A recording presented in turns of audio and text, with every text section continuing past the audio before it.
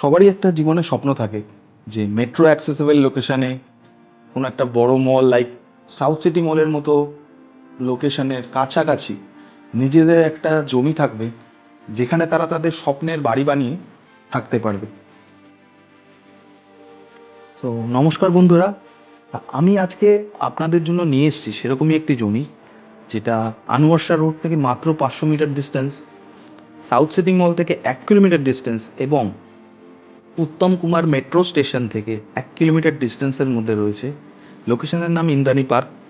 তো এখানে আপনারা যে জমিটা দেখতে পাচ্ছেন, এই জমিটি আছে প্রায় 2 কাঠার কাছাকাছি জমি, এবং জমিটি সম্পূর্ণ বাস্তুতে কনভার্ট করা রয়েছে।